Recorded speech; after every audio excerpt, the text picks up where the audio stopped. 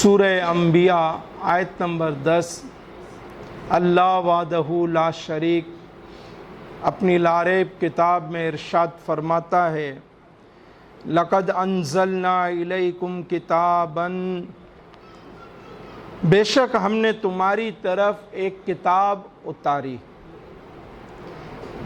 فیہ ذکرکم، جس میں تمہاری ناموری ہے، افلا تعقلون، تو کیا تمہیں عقل نہیں؟ قرآن کریم میں ہر زمانے کے حالات سے نمٹنے کے لیے اللہ رب العزت نے رہنمائی رکھی ہے۔ اس پاک بابرکت کتاب میں تمام انسانیت کے لیے، سارے زمانوں کے انسانوں کے لیے ابدی ہدایت ہے۔ سورہ انبیاء کی آیت نمبر 10 جو میں نے آپ کے سامنے پڑھی، تفسیر مدارک میں اس آیت کے تحت درج ہے کہ اس آیت میں مذکور لفظ فیہ ذکرکم میں مفسرین نے اور بھی معنی بیان فرمائے ہیں۔ ایک یہ معنی ہے کہ اس میں تمہارے لیے نصیحت ہے، اور ایک یہ بھی معنی ہے کہ اس میں تمہارے دینی اور دنیاوی امور اور حاجات کا بیان ہے۔ معلوم ہوا قرآن کریم پر ایمان لانا اور ایمان لا کر اس کی تعلیمات پر عمل کرنے سے عزت ملتی ہے، شہرت ملتی ہے، عزت اور شہرت کا باعث ہے۔ تو ایک مسلمان اس قرآن کو کھولے، اس کو پڑھے، اس سے رہنمائی حاصل کرے۔ تاریخ گواہ ہے کہ جب مسلمانوں نے قرآن کی تعلیمات کو مضبوطی سے تھاما، قرآن کو مضبوطی سے تھامے رکھا، قرآن کی تعلیمات پر عمل کیا، تو عزت بھی ملی، شہرت بھی ملی، ناموری بھی ملی، اور کرامت کی بلندیوں پر مسلمان فائز ہوئے۔ اور جب اس پاک بابرکت کتاب کی تعلیمات سے مسلمان دور ہوئے،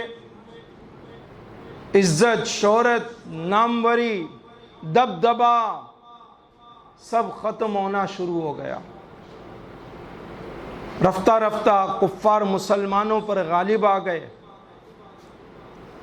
اور یہ کفار مسلمانوں کی زمینوں پر قابض ہو گئے، یہاں تک کہ اقتصادیات، یہاں تک کہ معاشیات، یہاں تک کہ ذہنی سوچ اور فکر پر بھی قابض ہو گئے،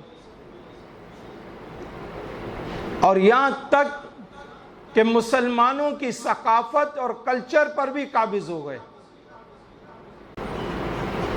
اور آج یہ حال ہے کہ مسلمان حکمران انہی کفار کے اشاروں پر جیسا وہ کہتے ہیں ویسا چلتے ہیں۔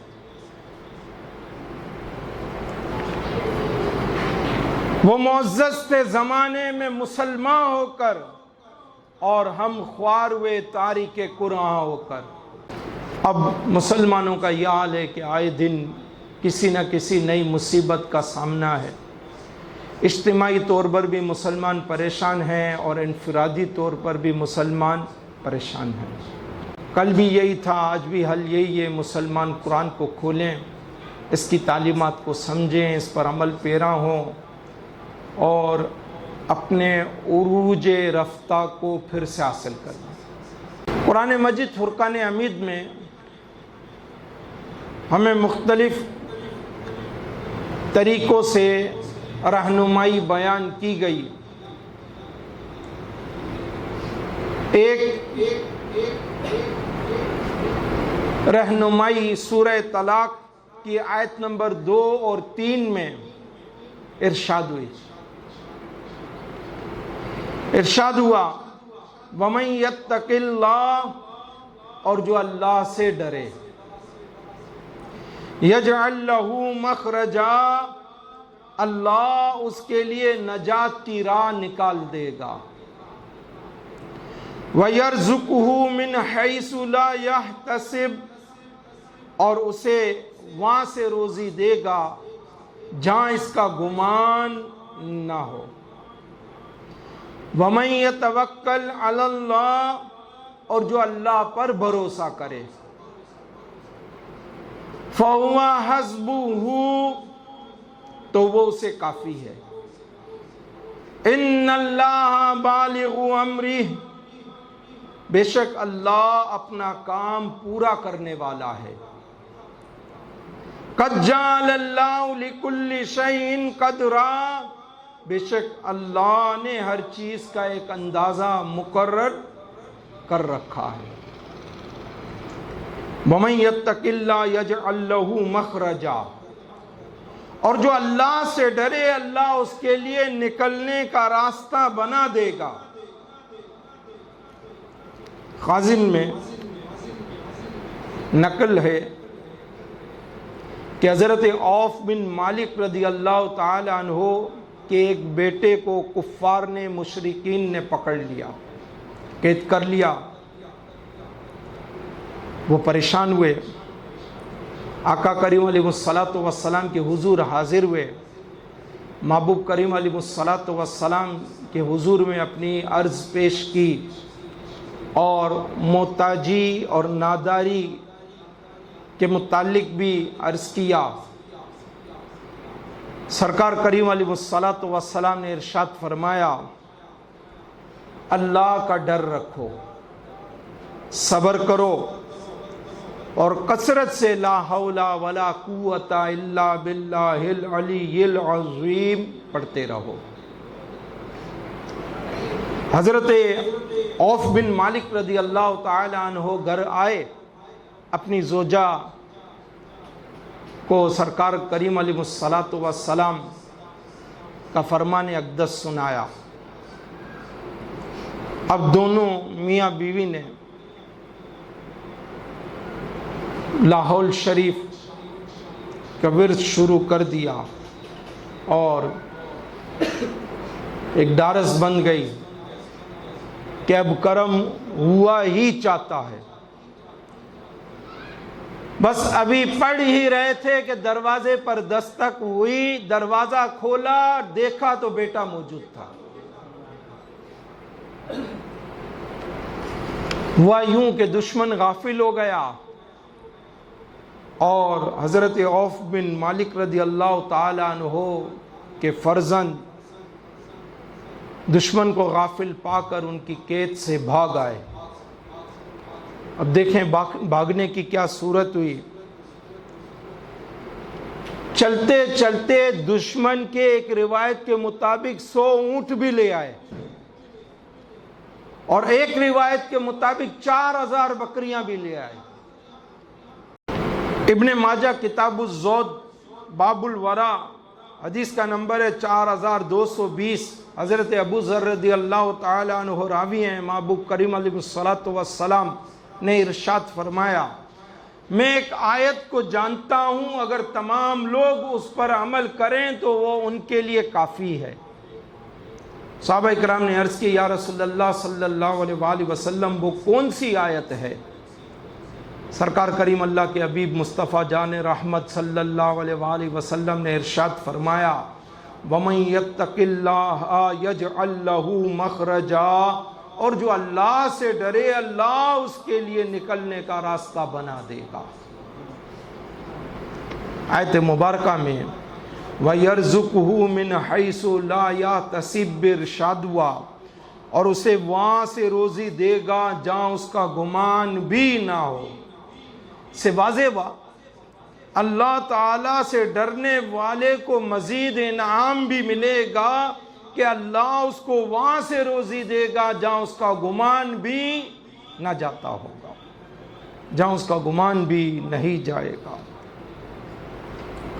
بس عمل کیا جائے، اللہ پر بھروسہ، توکل، خوف خدا قائم کیا جائے، اور پھر رب کے بھروسے پر تمام معاملات اس کے حوالے کر دیے جائیں، سونپے جائیں، نتیجہ آئے گا اور انشاءاللہ بہت عمدہ آئے گا۔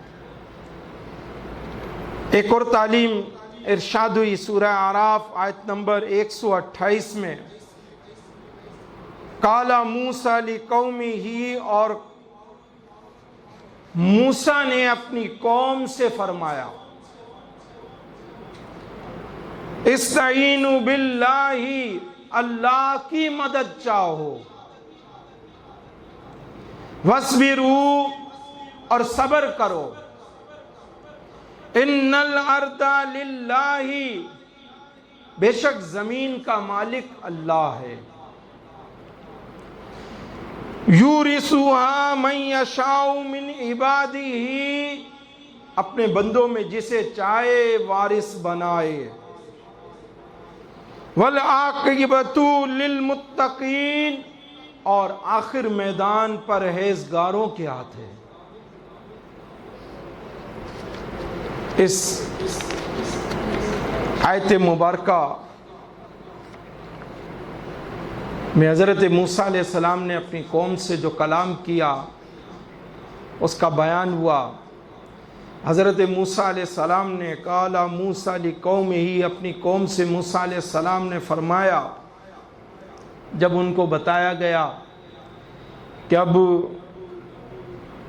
فرعون وہ ظلم ڈھانے والا ہے کہ وہ تاریخ رقم کرے گا، ہماری بیٹیوں کو چھوڑ دے گا، بیٹوں کو قتل کرے گا اور ہم پر غلبہ حاصل کرے گا، اور پھر ہمارا حال کچھ باقی نہیں رہے گا۔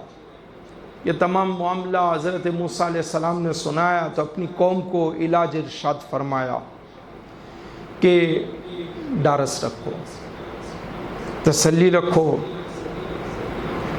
اللہ سے مدد طلب کرو، وہ اللہ کافی ہے، اور آنے والی مصیبتوں اور بھلاؤں سے گھبراؤ نہیں، بلکہ استقامت کے ساتھ صبر کرو، توکل بھروسہ اللہ پر رکھو، زمین کا حقیقی مالک وہی ہے اور جسے چاہتا ہے اس کے وارث بناتا ہے۔ اور اپنے قوم کو امید دلائی کہ جب وہ جسے چاہتا ہے وارث بناتا ہے تو ہم سچے ہیں، ہم اس کے ماننے والے ہیں، ہم اس کے فرما بردار ہیں، تو ضرور ہماری مدد فرمائے گا۔ اور جو آپ نے آخری جملہ ارشاد فرمایا، اچھا انجام پرہیزگاروں ہی کے لیے ہے، یعنی حالات معاملات کیسے ہی دگرگوں ہو جائیں، خراب ہو جائیں،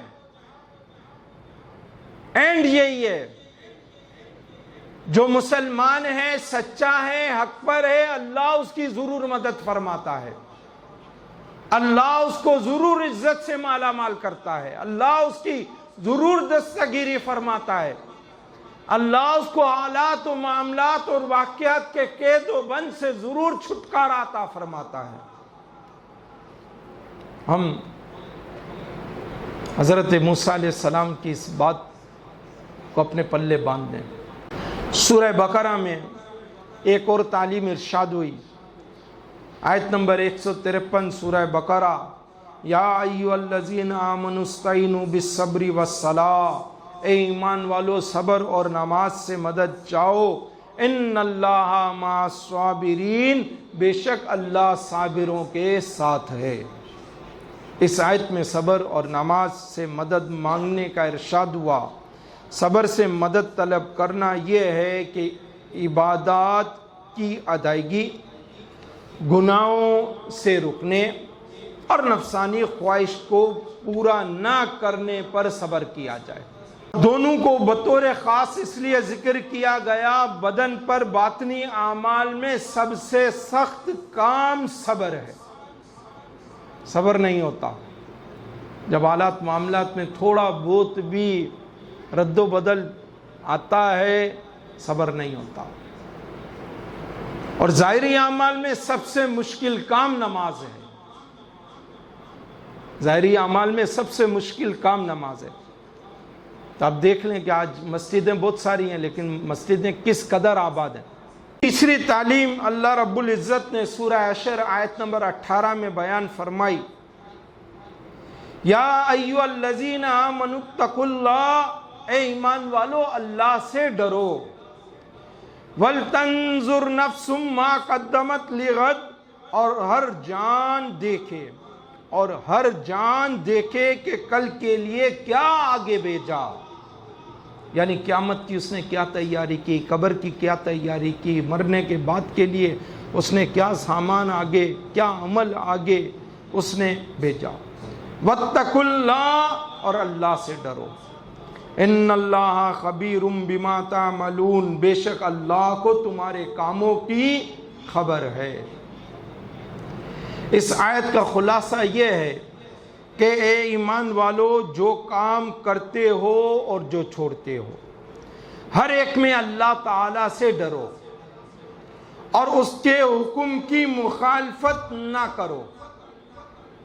جب تم گناہ کرتے ہو اللہ دیکھتا ہے، جب تم اطاعت کرتے ہو اللہ دیکھتا ہے۔ قیامت کے دن وہ تم سے حساب لے گا اور تمہیں تمہارے نیک عمل کی جزا دے گا اور برے عمل کی سزا دے گا۔ سورہ انفال آیت نمبر 2 میں مزید تعلیم ارشاد فرمائی، انما المؤمنون الذین، ایمان والے وہی ہیں، اذا ذکر اللہ، کہ جب اللہ یاد کیا جائے، وجلت قلوبہم، ان کے دل ڈر جائیں، وَإِذَا تُلِيَتْ عَلَيْهِمْ آيَاتُهُ، اور جب ان پر اس کی آیتیں پڑھی جائیں، زادتہم ایماناً، ان کا ایمان ترقی پائے، وَعَلَىٰ رَبِّهِمْ يَتَوَكَّلُونَ، اور اپنے رب ہی پر بھروسہ کریں۔ اس آیت میں سچے ایمان والوں کے، کامل ایمان والوں کے 3 اوصاف اللہ پاک نے بیان فرمائے۔ پہلا وصف یہ بیان ہوا کہ جب اللہ کو یاد کیا جائے تو ان کے دل ڈر جاتے ہیں۔ دوسرا وصف یہ بیان ہوا کہ اللہ کی آیات سن کر ان کے ایمان میں اضافہ ہو جاتا ہے۔ اور تیسرا وصف یہ بیان ہوا کہ وہ ہر حال میں اللہ ہی پر بھروسہ کرتے ہیں۔ جو اللہ پر بھروسہ کرنے والا ہوگا تو وہ اللہ کے سوا کسی سے نہیں ڈرے گا۔ پھر حالات معاملات سے کیا ڈرنا، پھر کسی ظالم سے کیا ڈرنا۔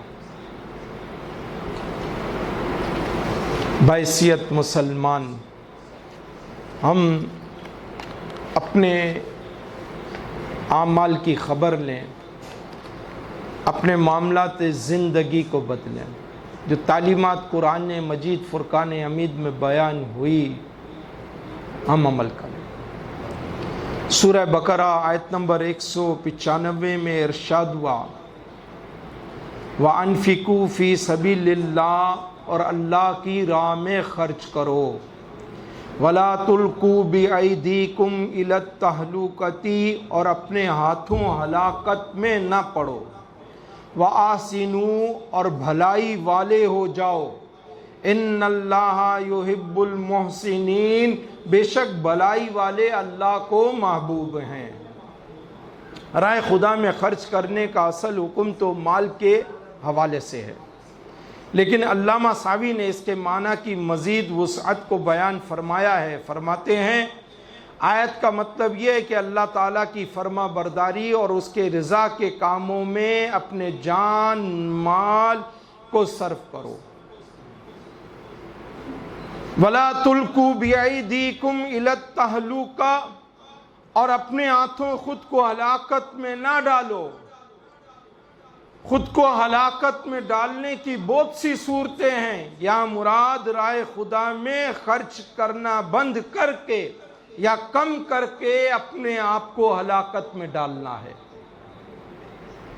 تو اکثر ہمارے ہاں یہ ہوتا ہے کہ حالات معاملات کی تنگی دیکھتے ہیں یا بے چینی حالات معاملات کے سبب دل میں پیدا ہوتی ہے یا معاش کی کمی ہو جاتی ہے یا امتحان کا وقت ہوتا ہے، تو سب سے پہلے ہم یہ کام بند کر دیتے ہیں. اللہ ہمیں نوازے گا، ہم اپنی سوچ اور فکر کو راست کریں. میں دے دوں گا، کہاں سے آئے گا؟ جس نے دیا تھا یہ دے دیں گے، یہ اسی کے پاس جائے گا. جس نے یہ دیا ہے وہ دوبارہ دے گا، وہ دوبارہ دے گا. ہمارے پاس حساب ہے، اس کے پاس حساب نہیں ہے. ہم تعلیمات قرآن پر عمل کریں، ہم اپنے لیے بہتری کا سامان کریں، ہم اپنی آخرت کی بہتری کا سامان کریں. مسلمان آج بھی اگر قرآن شریف کی تعلیمات پر صحیح طرح عمل پیرا ہو جائے تو حالات معاملات بدل جائیں. مادی تدبیر منع نہیں ہے، ظاہری تدبیر اختیار کرنا منع نہیں ہے، یہ بھی اختیار کی جائے اور سرکار کریم کی سنت مبارکہ بھی ہے. لیکن ساتھ ساتھ توکل اور بھروسہ اللہ ہی کی ذات پر کیا جائے. سورہ قصص آیت نمبر 28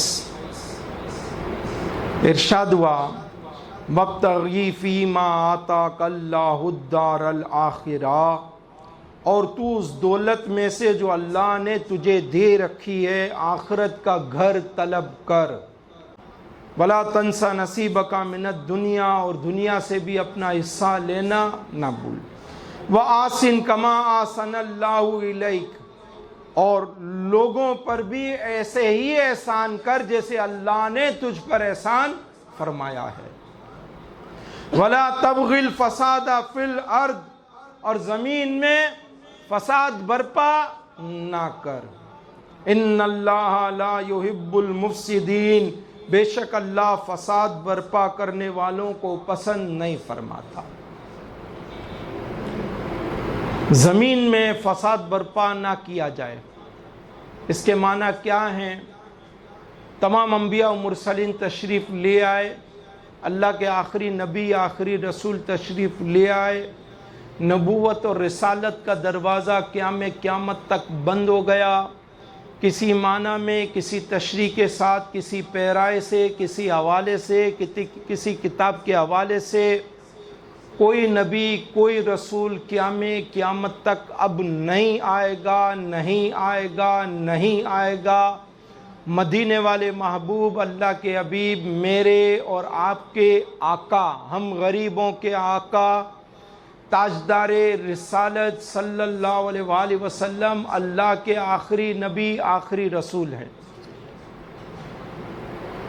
اب پوری دنیا میں اصلاح نافذ ہو چکی، اصلاح مکمل طور پر نافذ ہو گئی. عشر عشیر بھی، نقطے برابر بھی اب ضرورت نہیں ہے. اب جو اس شریعت کو توڑے گا وہ فسادی ہے، وہ فساد برپا کرنے والا ہے، وہ زمین میں فساد پیدا کرنے والا ہے. بس آیت مبارکہ میں اسلامی مقصد کا تعین کر دیا گیا کہ انسانی عمل آخرت کی محنت سے بھی خالی نہ ہو اور انسانی عمل دنیا کی حصے داری اور دنیاوی حاجات و ضروریات سے بھی لا تعلق نہ ہو. گویا دنیا اور آخرت دونوں کو اختیار کرنا اسلامی طریقہ ہے اور اسلام چاہتا ہے. دنیا کو چھوڑ کر روحانیت اختیار نہ کی جائے، یہ اسلامی تربیت نہیں ہے. فقط دنیا ہی کا ہو جانا یہ بھی اسلامی تربیت نہیں ہے۔ دنیا میں آئے ہیں، اپنے دنیاوی معاملات دنیا ہی کی اشیاء سے، چیزوں سے ہم نے سیدھے کرنے ہیں، تو اس کے لیے بھی ہم نے تگ و دو کوشش کرنی ہے، جتن کرنے ہیں، اور اس کا طریقہ وہی ہے جو اللہ اور اس کے رسول نے بیان فرمایا، ہم اس کے پابند ہیں۔ اسی لیے فرمایا وَلَا تَنْسَ نَصِيبَكَ مِنَ الدُّنْيَا، کہ دنیا بھی نصیب میں سے بھی اپنا حصہ نہ بھول۔ بس ان تمام امور پر عمل کیا جائے، اور اس کے لیے طریقہ یہی ہے، تربیت، طریقہ یہی ہے، اپنے آپ کو بدلا جائے، اپنی سوچ، اپنی فکر کو بدلا جائے، سوچ فکر کو اچھا بنا کر اپنے عمل کو بھی اچھا بنائے۔ اور سورہ رعد میں ارشاد ہوا ان اللہ لا یغیر ما بقوم حتی یغیروا ما بانفسہم، بے شک اللہ اس قوم کی حالت کو اس وقت تک نہیں بدلتا جب تک وہ قوم اپنی حالت کو خود سے نہیں بدلتی۔ خود بدلیں اپنے آپ۔ اب کوئی نبی کوئی رسول نہیں آئے گا، ہم نے یہاں آ کے بیٹھے، سنا، سمجھا، اب خود قدم بڑھانا ہے۔ بعض دفعہ توڑتے جوڑتے اپنے آپ کو ہم خود ہی ہیں، بعض دفعہ کوئی دوست یار بیلی یار ہوتا ہے، توڑتا جوڑتا ہے۔ آپ جتنے بھی نشے ہیں ان کی آپ پیچھے کی آپ ہسٹریاں اٹھا کر دیکھ لیں، نشے ہی نہیں تھے، شرابی شراب نہیں پیتا تھا، جواری جوا نہیں کھیلتا تھا، مگر صحبت نے، دوستی نے، یاری نے، کمپنی نے اس کو برباد کر دیا۔ تھوڑا تھوڑا تھوڑا، اور تھوڑے تھوڑے سے بہت زیادہ، اور اب وہ ڈوب چکا ہے۔ اب وہ خود بولتا ہے میں نکلنا بھی چاہوں نہیں نکل سکتا۔ ہم سمجھے، اب کوئی نبی رسول نہیں آئے گا، اب ہم نے اسی طرح سمجھنا ہے، کبھی قرآن کھول کر، کبھی حدیث مبارکہ سن کر، کبھی ایسی پاک بابرکت محفل میں آ کر بیٹھ کر، نشست لگا کر، سن کر، سمجھ کر اپنی اصلاح۔ اور ہم اگر چھوڑ دیں گے تو ظاہر ہے پیچھے ہماری نسلیں ہیں وہ بھی بگڑتی چلی جائیں گی۔ خود اپنی خبر لیں، خود اپنے گھر والوں کی، اپنے نیچے کے لوگوں کی، ماتحتوں کی خبر لیں، اور اپنی اصلاح کا سامان کریں۔ اللہ پاک مجھے آپ سب کو عمل کی توفیق عطا فرمائے۔ وما علینا الا البلاغ المبین۔